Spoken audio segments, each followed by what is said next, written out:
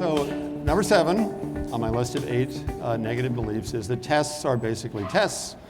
And I was actually in a private school in Connecticut 2 weeks ago where they had just abolished all tests. The parents were so upset, they were all so stressed out, they just stopped giving tests completely.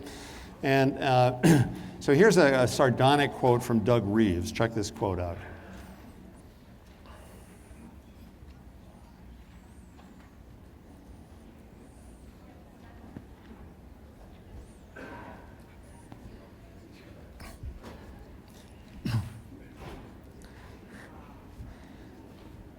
So this is part of this anti-testing sentiment. It's all just too late, it's not helping, and so forth and so on.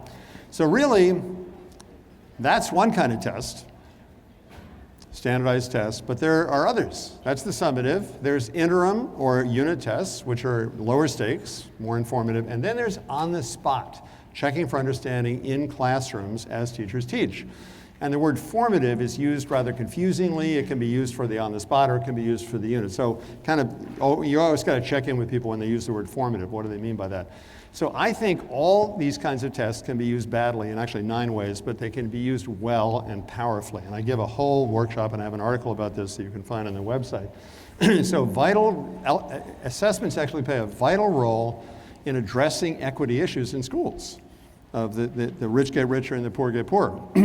You've got to level the playing field with your assessments. You've got to improve learning in real time, like right in the classroom as kids are working, and you've got to shift the conversation to results. The principal's conversation, especially after classroom visits, has got to be around, okay, are the kids learning? And what's working and what's not working here? And again, to level the playing field, we've got to prevent knowledge and skill gaps. We've got to make sure the right curriculum is being taught. We've got to explicitly teach the growth mindset. Remember my chairlifting thing. We've got to teach kids about getting smarter through hard work and effective effort. And we've got to build kids' self-reliance, because one of the big problems when kids get to college is they can't handle the freedom. You know, they can't handle the wild west of college where you're not held accountable until 6 weeks later. So if you overmanage kids, and they got to learn how to look at their own test data and make meaning of it, okay? Fixing learning problems in real time, you gotta spot and fix problems right during the lesson. And the best teachers have always done this. The best teachers have always had ways of checking in on who's learning and who isn't and fixing them in real time, having the kids turn and talk, reteaching, so forth and so on. Using the retrieval effect, because it turns out that pulling with a test pulls something out of your memory. And when you do that, you strengthen the memory. The brain research is really good on that one. And then you got kids teaching each other. Again, good teachers have always done this stuff, but now we have the science behind it. We got to make sure everyone's doing it. And then graphic displays, Marzano says, graphic displays of student learning, charts, graphs, and so forth, they're very powerful. Providing substance for teacher team collaboration. So as teachers work together.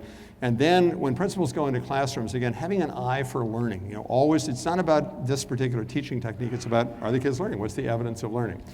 So I don't know if you've seen this cartoon here.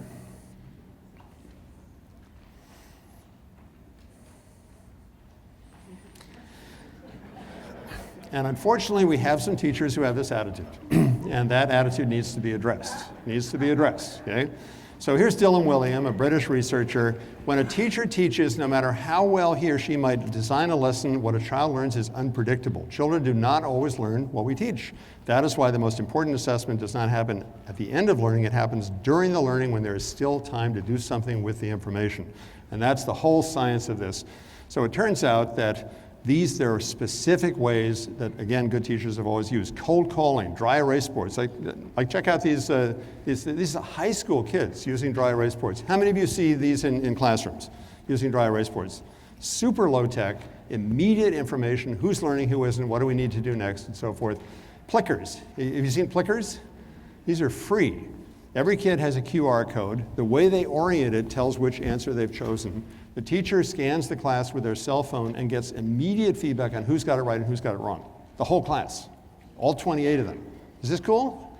Plickers, P-L-I-C-K-E-R-S. So just there, and then we got clickers, we got all kinds of ways of electronically and low tech of finding out, not just the eager beavers raising their hands, but the whole class. How's it going? What am I going to fix?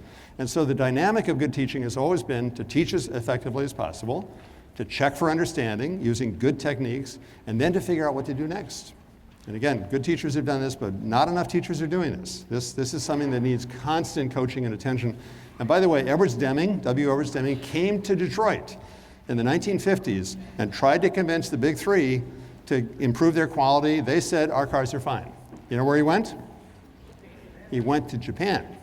He taught the Japanese about quality, and that's why we have the situation we have today. It was an American who taught the Japanese how to make quality cars.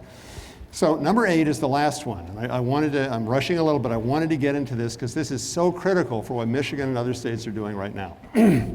So teacher teamwork, providing a substance for teacher teamwork, for teachers sitting down.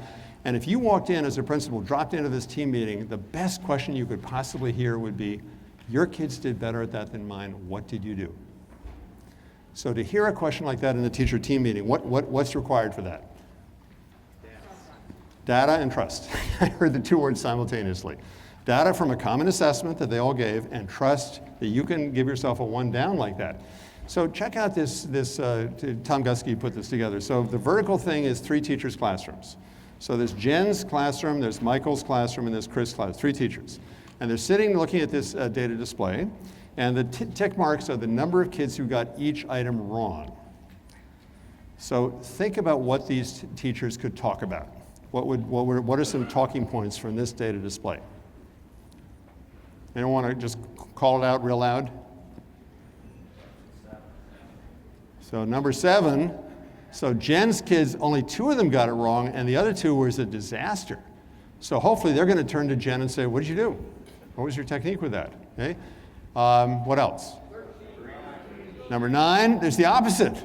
Okay, so they're going to turn to Chris. What did you do there? So we got 13. I heard 13, total wipeout. So we got to look at the question. Like what was up with that question? Why did so many kids, or was it fatigue? Was it the end of the test? This is a rich bunch of data here. How many of you have teacher teams working like this with data?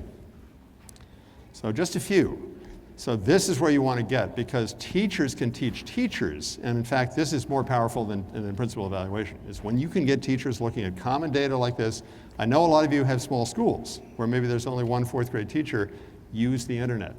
Use Google Hangouts. Get teachers across the state looking together on Google Hangouts, free, talking to each other. It's so powerful. Here's a test item. It was a 4th grade test item. And the numbers, the handwritten numbers there, how many kids got each one right? And the teacher team is sitting thinking, only 39 kids got the right answer here. What was the wrong answer A? What were they thinking? Can you see quickly what's wrong with number A?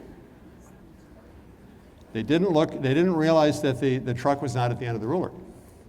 Okay, an important skill. Put the frickin' ruler at the end of the truck, it's kind of, just in those words, you got to. So just again, getting down to the nitty gritty, getting the test questions, getting the data in front of them, and having these kind of teacher meetings. By the way, the schools that are knocking it out of the park, this is what they're doing. They've got the data, they're giving common assessments every 9 weeks or so, they're sitting down and looking at it, they've got the time to do this, and they're helping each other get better and better all the time.